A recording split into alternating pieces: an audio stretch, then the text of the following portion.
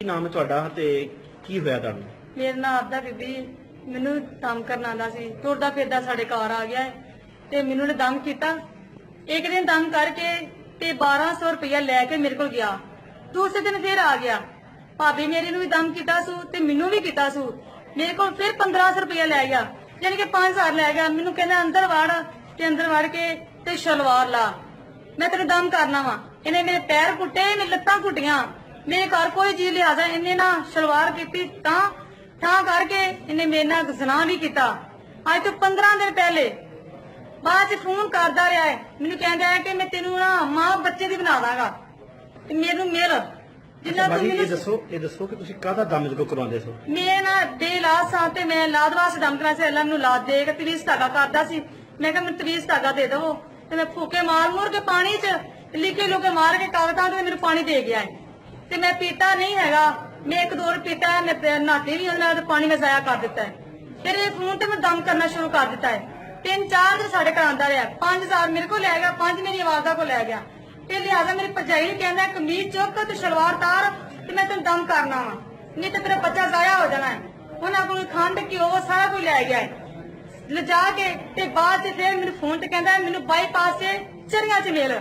ਮੈਂ ਕਿਹਾ ਮੈਂ ਬਾਈਪਾਸ ਤੇ ਤੈਨੂੰ ਬਾਹਰ ਨਹੀਂ ਮਿਲ ਸਕਦੀ, ਤੂੰ ਘਰ ਆ ਜਾ। ਕਹਿੰਦਾ ਮੈਂ ਘਰ ਨਹੀਂ ਆਇਆ, ਤੂੰ ਮੇਰੇ ਨਾਲ ਕੁਝ ਕੰਮ ਨਾ ਕਰਵਾਇਆ ਜੀ। ਮੈਂ ਕਿਹਾ ਮੈਂ ਤੈਨੂੰ ਕੁਝ ਨਹੀਂ ਆਂਦੀ ਹੈਗੀ ਤੇ ਨਾ ਕੋਈ ਦਗਾ ਨਹੀਂ ਕਰਦੀ, ਮੈਨੂੰ ਬਾਹਰ ਮਿਲ। ਮੈਂ ਬਾਹਰ ਨਹੀਂ ਮਿਲੀ ਹੈਗੀ, ਲਿਹਾਜ਼ਾ ਮੈਨੂੰ ਕਹਿੰਦਾ ਤੈਨੂੰ 5-7 ਤੇ ਨਾ ਜ਼ਨਾ ਕਰਾਂਗਾ ਤੇ ਫਿਰ ਤੈਨੂੰ ਬੱਚੇ ਦੀ ਮਾਂ ਬਣਾ ਤੈਨੂੰ ਹਮਲ ਹੋ ਜਾਏਗਾ। ਅੱਛਾ ਇਹ ਦੱਸੋ ਕਿ ਕਹਿੰਦਾ ਤੁਹਾਡੇ ਤੂੰ ਚਿੱਟੀਆਂ ਦੀ ਮੈਂ ਨਹੀਂ ਲੈਂਦਾ, ਕਾਲੀਆਂ ਦੀ ਮੈਂ ਨਹੀਂ ਲੈਂਦਾ, ਚਿੱਟੇ ਦੀ ਮੈਂ ਲੈਣਾ ਵਾ। ਤੂੰ ਮੈਨੂੰ ਬੜੀ ਸੋਹਣੀ ਲੱਗਣੀ ਹੈ। ਮੈਨੂੰ ਐਵੇਂ ਦੀ ਬੁੱਢੀ ਲੱਭੀ ਜਿੰਨਾ ਮੈਨੂੰ ਤੂੰ ਸਵਾਦ ਦਿੱਤਾ ਇਹਨਾਂ ਮੈਨੂੰ ਕਿਸੇ ਨੇ ਦੇਣਾ ਹੈਗਾ। ਲਿਹਾਜ਼ਾ ਮੈਂ ਬੜੇ ਮਜਬੂਰ ਹਾਂ, ਮੈਂ ਬੜੀ ਪਰੇਸ਼ਾਨ ਸਾਂ ਤੇ ਮੈਂ ਅੱਜ ਨਾ ਫਿਰ ਆਇਆ ਤੇ ਮੈਨੂੰ ਕਹਿੰਦਾ ਮੈਨੂੰ ਮਿਲ। ਮੈਂ ਸਾਹਮਣੇ ਹੋਈ ਆ ਤੇ ਲਿਹਾਜ਼ਾ ਅਸਾਂ ਇਹਨਾਂ ਸਾਡ ਫੜ ਲਿਆ। ਅੱਛਾ ਦੱਸੋ ਇਹਨੇ ਤੁਹਾਡੀ ਭਰਜਾਈ ਨਾਲ ਵੀ ਜ਼ਿਆਦਤੀ ਕੀਤੀ ਹੈ? ਜਿਆਸੀ ਇਹ ਕਹਿੰਦਾ ਸੀ ਕਮੀਜ਼ ਚੁੱਕ ਤੇ ਸ਼ਲਵਾਰ ਥੱਲੇ ਕਰ ਤੇ ਤੈਨੂੰ ਦਮ ਕਰਨਾ ਵਾ। ਉਹਨੇ ਨਹੀਂ ਕੀਤੀ? ਉਹਨੇ ਆਖਿਆ ਮੈਂ ਬਾਬਾ ਜੀ ਇਹੋ ਦਮ ਕਦੀ ਨਹੀਂ ਕਰਾਇਆ, ਮੈਂ ਦਮ ਨਹੀਂ ਕਰਾਣਾ। ਉਹਨੇ ਆ ਕੇ ਰੌਲਾ ਪਾ ਤੇ ਮੈਂ ਰੌਲਾ ਸੁਣਿਆ, ਇਹ ਡਰ ਗਿਆ। ਸਾਡੇ ਘਰ ਉਸ ਦਿਨ ਆਇਆ ਹੀ ਨਹੀਂ। ਇਹਨੂੰ ਬੜਾ ਮੈਂ ਵਸਾਂਦੀ ਰਹੀਆਂ, ਬੜਾ ਹੀ ਸਾਂਦੀ ਰਹੀਆਂ। ਅੱਜ ਇਹ ਸੀਗਾ ਤੇ ਮੈਨੂੰ ਫੜ ਲਿਆ।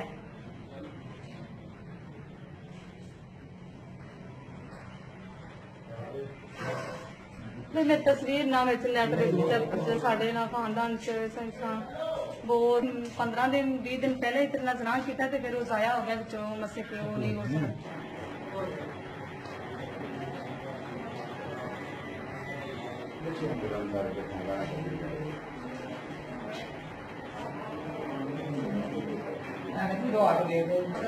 ਹਾਂ ਦੱਸ ਤੂੰ ਪੀਰ ਹੈ ਕੀ ਹੈਗਾ? नहीं जी मैं सैयद नहीं अल्लाह फकीर ਫਿਰ ਕੀ ਕਰਨਾ ਹੈ, ਕੰਮ ਕੀ ਕਰਨਾ ਹੈ? हाँ मैं जेड़ा लभ जावे मेरे को ਅੱਛਾ ਇਹ ਦੱਸ ਮੈਨੂੰ ਕਿ ਇਹਦੇ ਔਰਤ ਨਾਲ ਕਦੇ ਤਲਕਾ ਕਿਵੇਂ ਬਣੇ ਹੈਗੇ? ये मैं इन्हां कोल आया सा ते इन्हां ने मैनू आप बुलांदे सन, जदों मैं फोन करदे सन आप फोन करके बुलांदी सी ਅੱਛਾ भी आ जाओ। मैं इन्हूं 2-3 बार आख्या भी फोन ते दम मेरे को करा लिया। इहने आख्या नहीं जी मेरे कोल तू आया कर इत्थे। ਅੱਛਾ मैं फिर जदों उत्थे आंदा उदों ही सही सी, जदों पहले इहने क्यों नहीं गल कीती मेरे नाल। जदों मैं आना जवाब दिता उदों फिर ये मेरे नाल ਤੂੰ ਪੀਰ ਹੈਗਾ? नहीं जी मैं पीर नहीं ਫਿਰ है। ਦਮ ਕੀ ਕਰਦਾ ਤੂੰ? ਕਹਿੰਦਾ ਦਮ ਕਰਾ ਲਿਆ। दम तो फिर हुण जेड़ा बंदा कर दिंदा ये पीर थोड़ा बन जांदा है। ਅੱਛਾ ਤੂੰ ਦਮ मैं सैयद नहीं है ते ना मैं पीर है, मैं तो कुमती बंदा है। ਕਾਹਦਾ ਇਹਨੂੰ ਕਾਹਦਾ ਦਮ ਕਰਦਾ ਹੈ? ਚਲੋ ਖਾਲੀ ਦਮ ਨਹੀਂ ਕਰਦਾ ਪੀਰ ਨੂੰ। ये नहीं आख्या मेरे को औलाद नहीं हैगी, ਹਾਂ ਉਹਦਾ ਕਰਦਾ ਰਹੇ। ਅੱਛਾ ਉਹਦਾ ਦਮ ਕਰਦਾ ਰਹੇ। ਕਿੰਨੀ ਵਾਰ ਦਮ ਕੀਤਾ ਜੀ? ਦਮ ਮੈਂ 3-4 ਵਾਰੀ ਆਇਆ। ਜਦੋਂ ਇਹਨੇ ਫੋਨ ਕੀਤਾ ਮੈਂ ਆਖਿਆ ਮੈਂ ਨਹੀਂ, ਮੇਰੇ ਕੋਲ ਟਾਈਮ ਨਹੀਂ ਹੈਗਾ। ਇਹਨੇ ਆਖਿਆ ਨਹੀਂ ਮੇਰੇ ਕੋਲ ਤੂੰ ਆਣਾ।